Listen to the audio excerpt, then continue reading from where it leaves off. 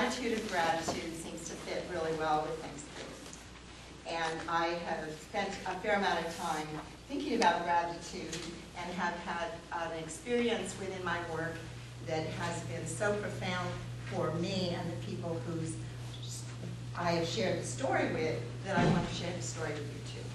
So, as my profession, I am a creativity coach.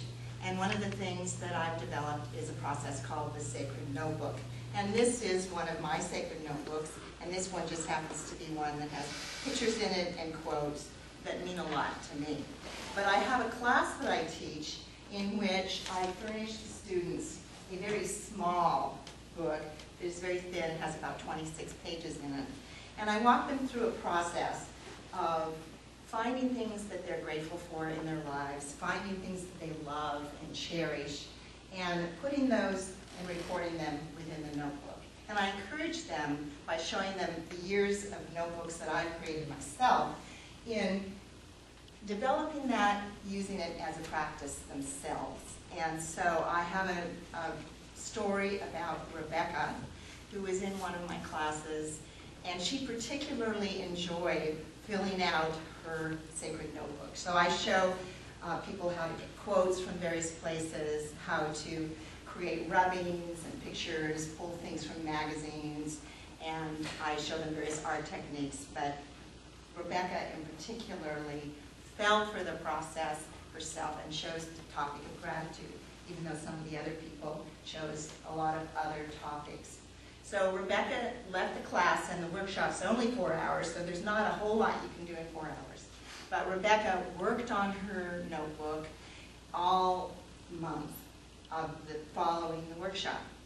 And so she Googled gratitude. She found some really excellent quotes on gratitude. She typed them, she hand calligraphied them, she pasted separate words and did all kinds of creative things on the pages with these quotes on gratitude. She got fabric samples from the used, it was kind of like it's called Granny's on the island, so it was kind of like Salvation Army. She got deals on special scissors that did decorative patterns and so forth.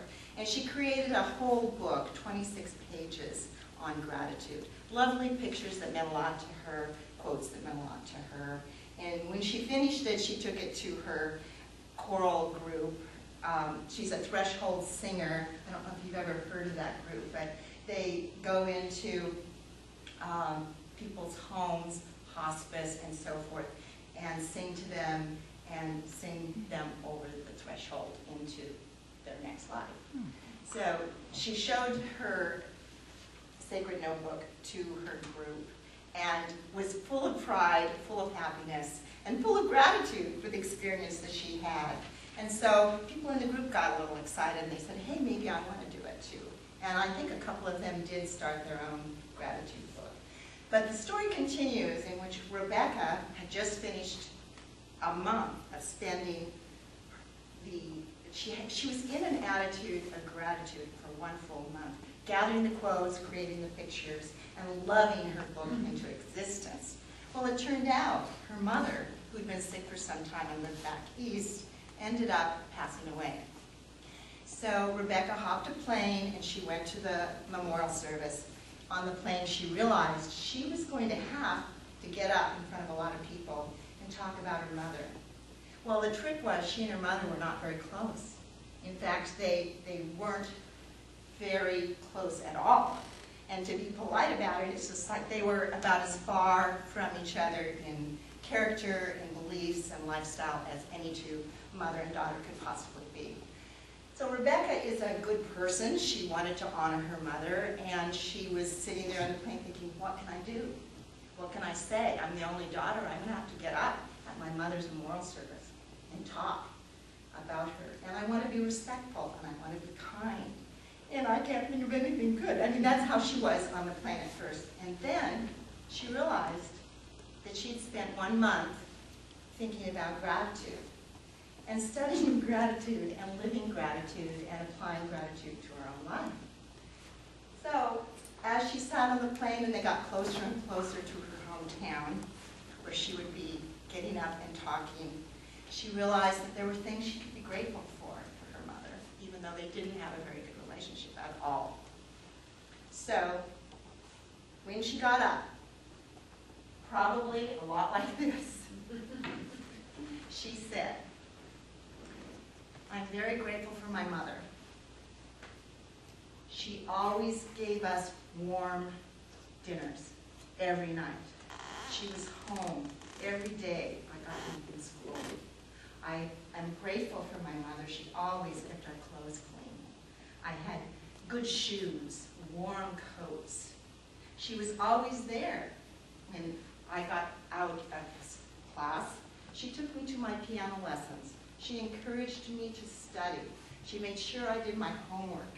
I was eligible to go to college, had a good enough grade point. She paid for my college. I'm very grateful for my mother." I don't remember what else she said after that, except for the fact that by the time Rebecca finished with her talk, there were tears in the audience and there were tears in her eyes. Now there's tears in mine, because her relationship with her mother was permanently healed in her own heart.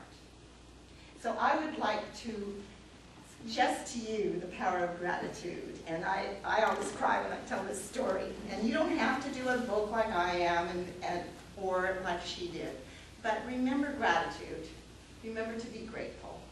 And some people develop a practice in which at night before they go to bed, they write 5 things in that day that they're grateful for.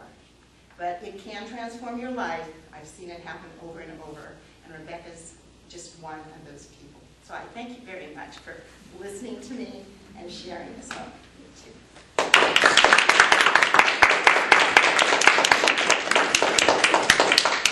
Thank you very much, Kathleen. We are all grateful that you stepped up to give that